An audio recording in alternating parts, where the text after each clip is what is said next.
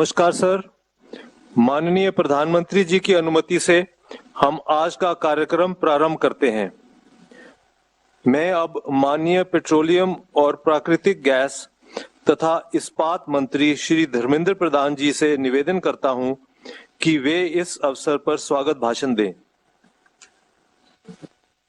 Morning, Honorable Prime Minister of India Shri Narendra Modi ji, Honorable Governor Kerala Shri Arif Mohammed Khan Sahab, Honorable Governor Karnataka Shri Vajubhai Balaji, Honorable Chief Minister Kerala Shri Pinarayi Vijayan ji, Honorable Chief Minister Karnataka Shri B.S. Yedurappa ji, my colleague Shri Prahlad Joshi ji, Shri V. Muralidharan ji, both our MP friends Shri Hebe Eden and Shri Nalin Katil ji, senior officials from Government of India and respective states, ladies and gentlemen, friends from the media. Today is a historic day. Honorable Prime Minister has given us time to dedicate an ambitious national project. This project has been envisioned and conceptualized a decade ago. 450-kilometer gas pipeline starting from Kerala to Karnataka and Tamil Nadu. This project is much delayed with spending of 3,000 crore. This day is possible today because Honorable Prime Minister, when he took charge in 2014, from the first week, he started hand-holding this project, lead the project from front due to his tireless effort and unflagged initiatives. Today, the project has seized the light of the day. I am very much grateful and obliged to Honorable Prime Minister for participating and given consent to dedicate this project. I am equally very grateful and indebted to Chief Minister Kerala, Shri Pinarayi Vijayan ji. This is the classic case of cooperative federalism. Unless Government of Kerala has extended the kind of support they have given us, this project would not have been completed. I am grateful to Shri Pinarayi Vijayan, Honorable Chief Minister of Kerala. I am equally grateful to Shri V.S. Yedurappa ji, Honorable Chief Minister of Karnataka. Due to his active cooperation and his government's effort, this project we could complete. Friends, today is a historic day because this project has its international ramification. When Prime Minister addressed the global citizen in 2015 in the COP21, though India is not a major pollutant country, but as a responsible global leader, Prime Minister Modi placed in front of global community. India will reduce its carbon emission. We will have a green pathway, decarbonized pathway. This was not mere assurance. This was not mere a slogan. This was a clear-cut, there was a clear-cut roadmap, there was a clear-cut vision for that. When Prime Minister was Chief Minister of Gujarat, he created a gas-based economy in the state of Gujarat. Today, friends, we all will be proud.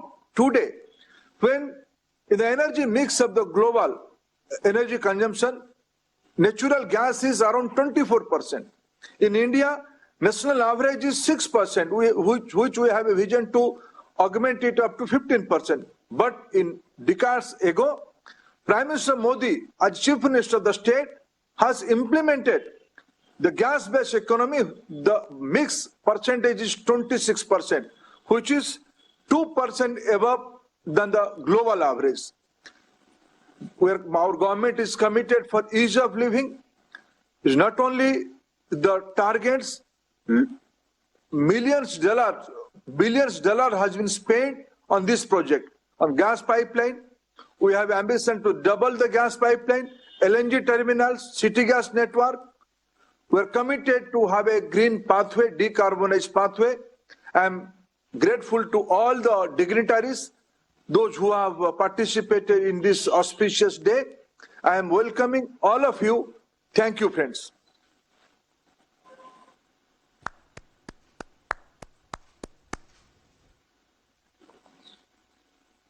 मैं माननीय मुख्यमंत्री Karnataka Shri B.S. Yediyurappa जी से निवेदन करता हूं कि वे इस अवसर पर संबोधित करें।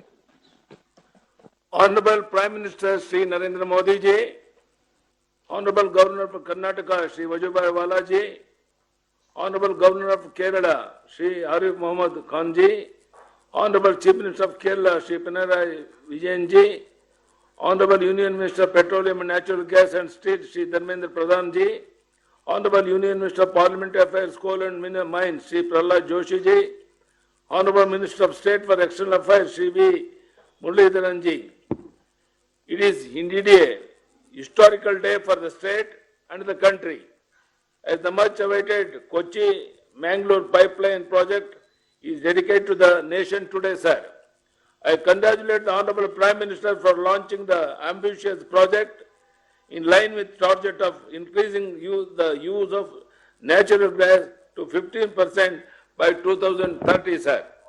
The project will benefit households, commercial establishments and industries of Udupi and Dakshina Kannada district of Karnataka. The pipeline intends to supply piped natural gas to about 4 lakh houses for the domestic cooking purpose, along with commercial establishment, industries, etc. It will also supply compressed natural gas to vehicles in the transport sector through city gas distribution projects in Dakshina Kannada and Udupi, sir. It will also cater to eco-friendly fuel requirements of power plants and fertilizer plants in the industrial areas and SEZs. I am happy that the project is successfully completed despite of several challenges.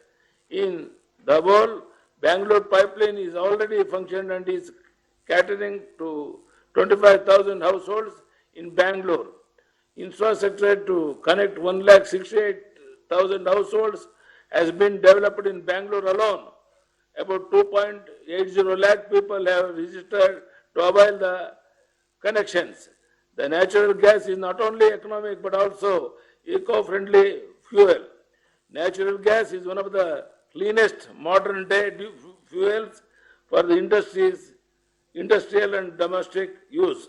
This will help in industrial growth and generation of employment opportunities, sir. I am immensely pleased to be a part of this notable event, which will enhance the wide usage of the natural gas connections in the near future. I thank you, Honorable Prime Minister, is providing the required impetus in realizing this project. I am sure that under your able guidance, India will make great strides in becoming a gas-based economy. Thank you, sir. Dhanyawad. Namaskar.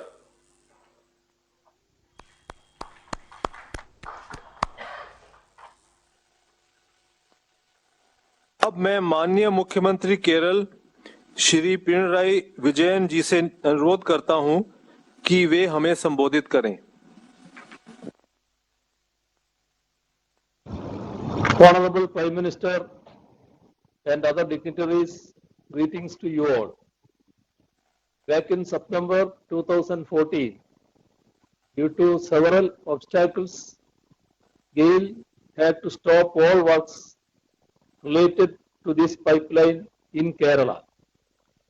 Therefore, completing this pipeline was one of our major election promises. We sought to clear all obstacles by proactively addressing the genuine concerns of the people. GAIL authorities also stood by us in making this project come to life.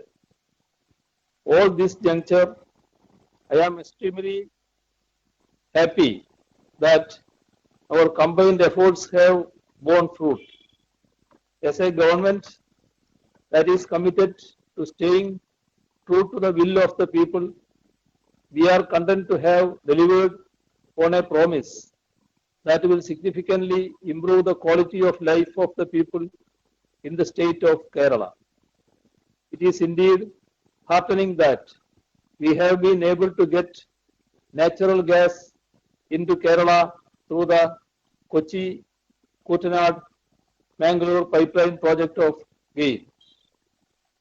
414 kilometers of the 450 kilometer long Kochi-Kuttanad-Mangaluru section is in Kerala and it has been completed. Works as part of the 99 kilometers of the Kuttanad, Walayar and Walayar-Coimbatore sections which lie in Kerala are progressing well. Let me take this opportunity to assure you all that it will also be completed soon. When large-scale development projects are being implemented, naturally, the general public will face minor inconveniences. Despite facing such hardships, the people of Kerala stood by this project and this government that was committed to implementing it. It was because they knew that this project is essential for the overall development of the state. It is essential to recollect their cooperation at this juncture as this pipeline is being inaugurated. The pipeline has been completed after having overcome several roadblocks like court cases and protests.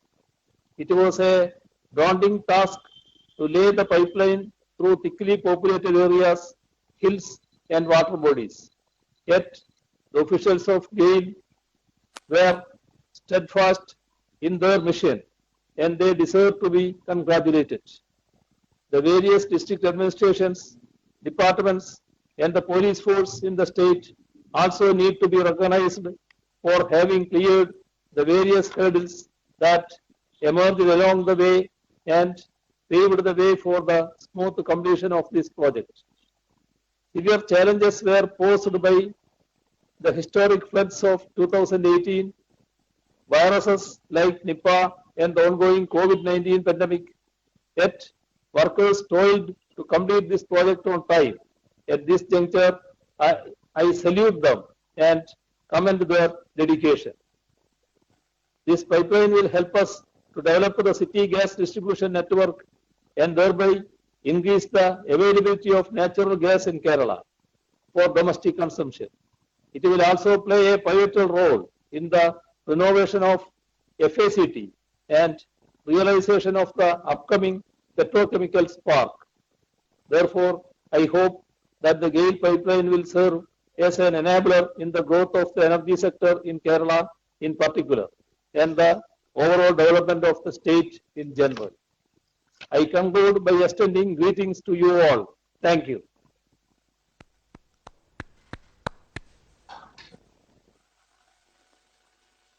Kochi Mangaluru प्राकृतिक gas pipeline के बारे में जानकारी देने के लिए एक लघु फिल्म तैयार की गई है।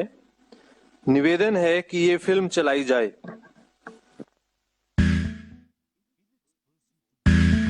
In its pursuit towards Atmanirbhar Bharat, country's energy demands are growing. Union government's aim is to have an energy agenda to ensure energy justice blended with a sustainable growth. The country is moving towards a gas-based economy and is working towards increasing the share of natural gas from 6.3% to 15% in the energy mix in coming years to ensure cleaner, greener and more inclusive future for India. सरकार gas based economy के सभी आयामों पर ध्यान दे रही है। देश में गैस इंफ्रास्ट्रक्चर को मजबूत करने के लिए एलएनजी टर्मिनल्स की संख्या बढ़ाने, नेशन वाइड गैस ग्रिड और सिटी गैस डिस्ट्रीब्यूशन नेटवर्क पर एक साथ काम किया जा रहा है। We are witnessing a quantum leap in this saga of natural gas. Kochi, the port town of Kerala, is now being connected with Mangaluru, another port city in Karnataka. Kochi-Mangaluru pipeline is a part of Government of India's ambitious plan to connect these states with national gas grid to reap the benefits of gas-based economy. This 450-kilometer long pipeline is designed to transport 12 million metric standard cubic meters per day of natural gas and is laid at a cost of rupees 3,000 crore. The LNG imported at Kochi is regasified to provide the state of Kerala and coastal Karnataka uninterrupted clean energy and affordable fuel. Households and commercial units would be served with piped natural gas and transport sector across 10 districts. This will improve air quality of the cities. Gas pipelines eliminate the need of moving fuels through road tankers and reduce the congestion on roads. The pipeline offers clean industrial fuel and feedstock for the petrochemical and fertilizer sectors and provides an opportunity for multiple gas-based industries to emerge, thus creating innumerable direct and indirect job opportunities. The pipeline project itself created over 12 lakh man-days of employment during the construction. Laying of this 30-inch and 24-inch pipeline amidst highly populated habitations, squeezed right-of-use passages, tough terrains, rocky areas, hillocks. Water bodies posed complex challenges which were handled innovatively by use of advanced technology. This pipeline augurs a sparkling future by bonding states and fueling economy.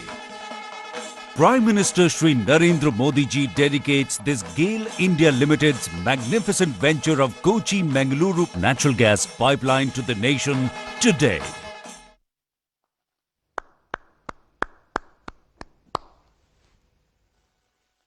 अब हम कार्यक्रम के सबसे महत्वपूर्ण क्षण पर पहुंच गए हैं। अब मैं आदर सहित माननीय प्रधानमंत्री जी से अनुरोध करूंगा कि वे रिमोट दबाकर कोची मंगलुरु प्राकृतिक गैस पाइपलाइन को राष्ट्र को समर्पित करें।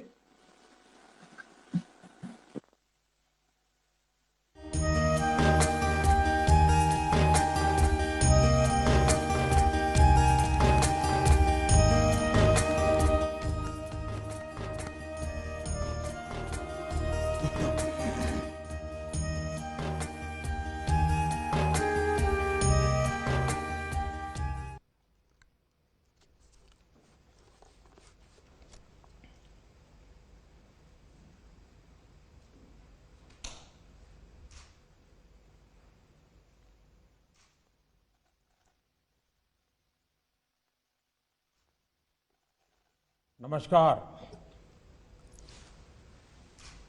केरल के राज्यपाल आरिफ मोहम्मद खान जी, कर्नाटक के राज्यपाल वजुभाई वाला जी, केरला के मुख्यमंत्री श्री पिनाराई विजयन जी, कर्नाटका के मुख्यमंत्री श्री वी.एस. येडियुरप्पा जी, केंद्रीय मंत्रिमंडल में मेरे सहयोगी श्री धर्मेंद्र प्रधान जी, प्रहलाद जोशी जी, वी मुरलीधरन जी, सांसदगण, विधायकगण और भाई और बहनों, it is an honour to dedicate the 450 kilometre Kochi Mangaluru natural gas pipeline to the nation.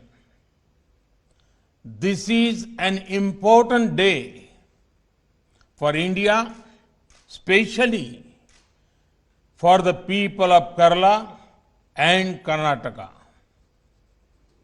These two states are being connected by a natural gas pipeline. I congratulate to people of these states.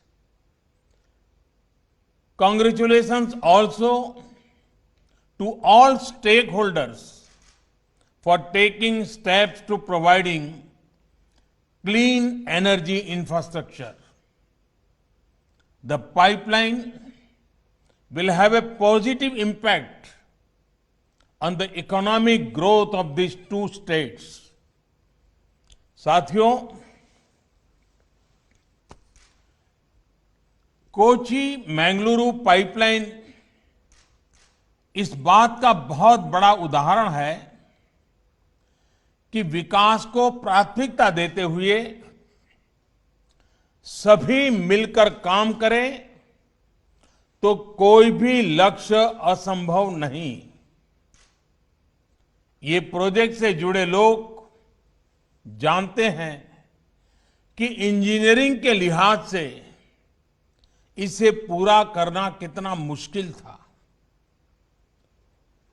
Project में कई दिक्कतें भी आई, लेकिन हमारे श्रमिकों, हमारे इंजीनियरों, हमारे किसानों और राज्य सरकारों के सहयोग से ये पाइपलाइन पूरी हुई। कहने को ये सिर्फ एक पाइपलाइन है, लेकिन दोनों राज्यों के विकास को गति देने में इसकी बहुत बड़ी भूमिका होने वाली है। क्यों आज देश गैस बेस्ड इकोनॉमी पर इतना बल दे रहा है? क्यों one nation one gas grid पर इतनी तेजी से काम हो रहा है? क्यों आत्मनिर्भर भारत के लिए गैस बेस्ड इकोनॉमी का तेजी से विस्तार बहुत जरूरी है? वो सिर्फ इस एक पाइपलाइन के फायदों से समझ आ जाएगा। पहला, ये पाइपलाइन दोनों राज्यों में लाखों लोगों के लिए ईज ऑफ लिविंग बढ़ाएगी। दूसरा, ये पाइपलाइन दोनों ही राज्यों के गरीब, मध्यम वर्ग और उद्यमियों का खर्च कम करेगी। तीसरा, ये पाइपलाइन अनेक शहरों में सिटी गैस डिस्ट्रीब्यूशन सिस्टम उसका एक माध्यम बनेगी। चौथा, ये पाइपलाइन अनेक शहरों में सीएनजी आधारित ट्रांसपोर्ट सिस्टम को डेवलप करने का आधार बनेगी।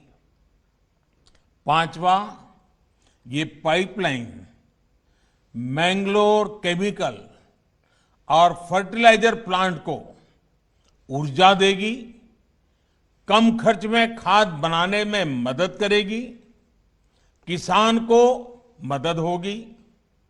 छठा, ये पाइपलाइन मैंगलोर रिफाइनरी और पेट्रोकेमिकल को ऊर्जा देगी, उन्हें स्वच्छ ईंधन देगी। सातवां, ये पाइपलाइन दोनों ही राज्यों में प्रदूषण कम करने में बड़ी भूमिका निभाएगी। आठवां, प्रदूषण कम होने का सीधा असर होगा पर्यावरण पर। जितनी कार्बन डाइऑक्साइड का एमिशन इससे कम होगा, वो लाखों पेड़ लगाने के बाद ही हासिल हो सकता है। साथियों, नवा लाभ ये कि पर्यावरण बेहतर होने से लोगों की सेहत भी अच्छी रहेगी, बीमारी पर होने वाला उनका खर्च भी कम होगा।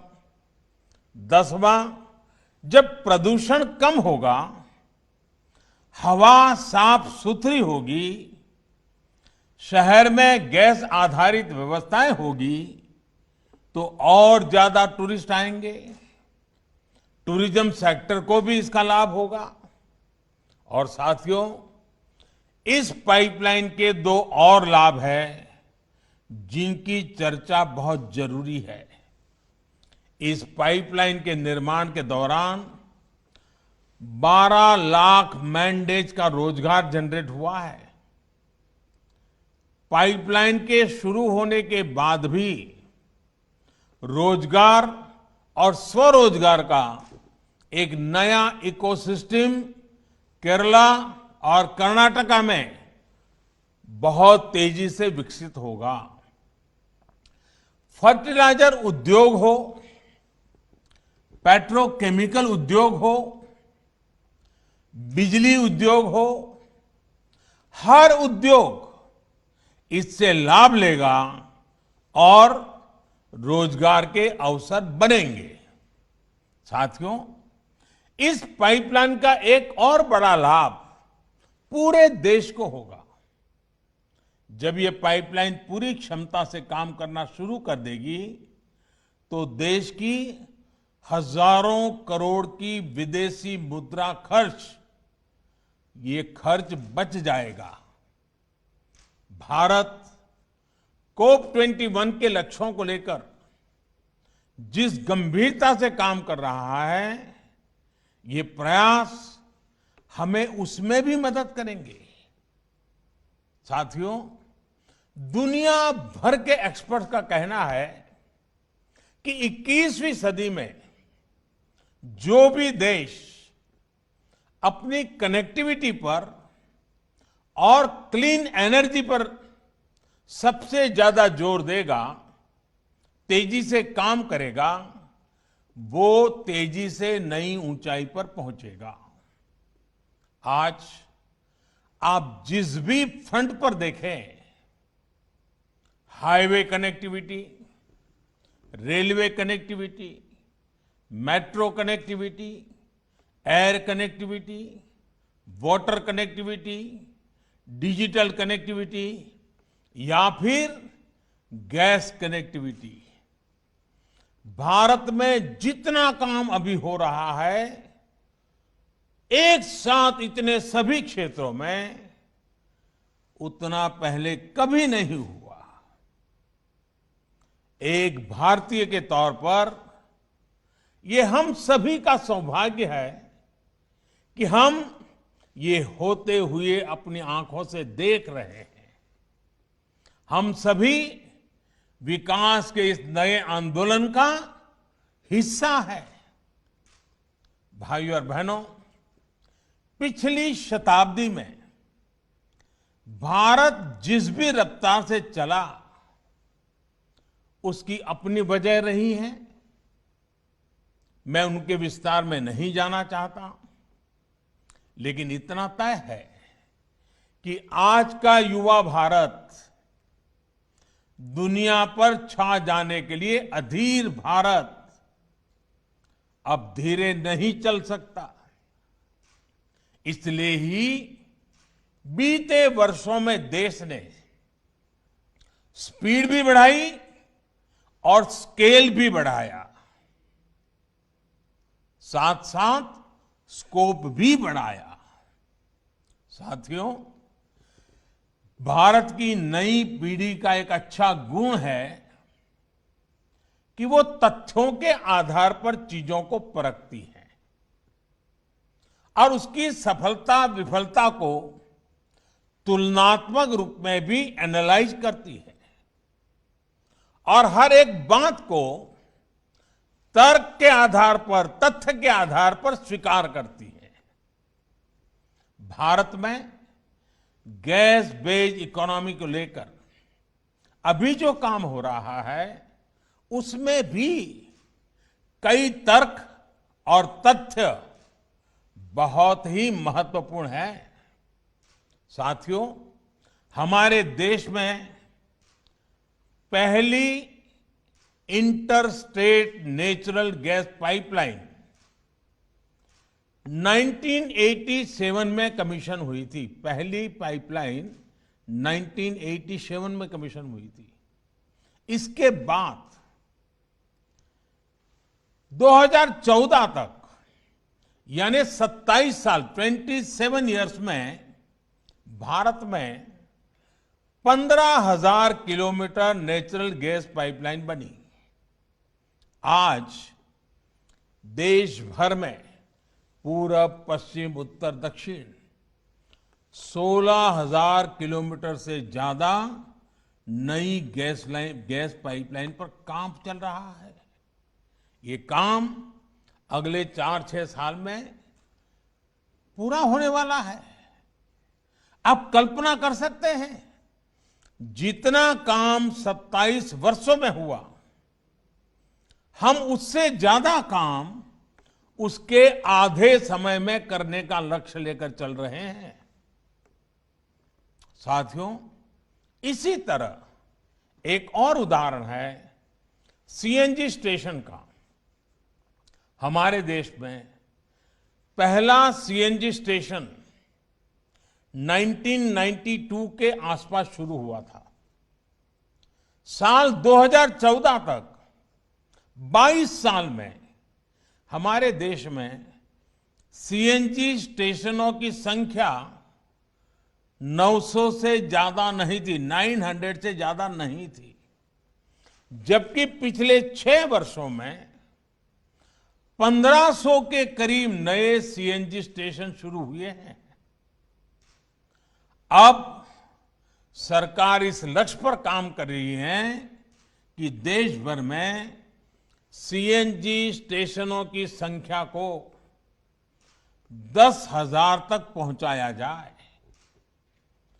अभी जो ये पाइपलाइन कमीशन हुई है, ये भी केरला और कर्नाटका के अनेक शहरों में 700 सीएनजी स्टेशन खोलने में मदद करेगी। साथियों, एक और दिलचस्प आंकड़ा है पीएनजी कनेक्शन का।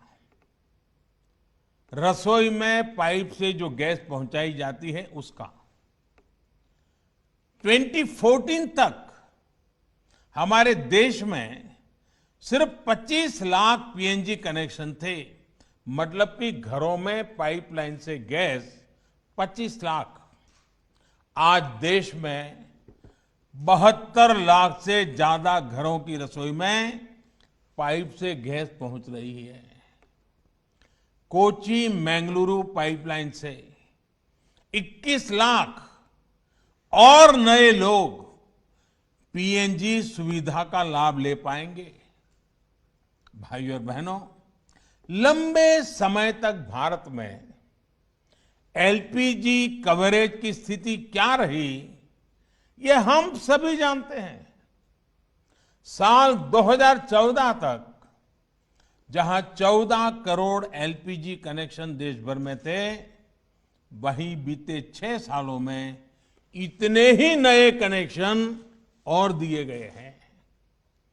उज्ज्वला योजना जैसी स्कीम से देश के 8 करोड़ से ज्यादा गरीब परिवारों के घर कुकिंग गैस तो पहुंची है, साथ ही इससे एलपीजी से जुड़ा इंफ्रास्ट्रक्चर भी देश में मजबूत हुआ है। साथ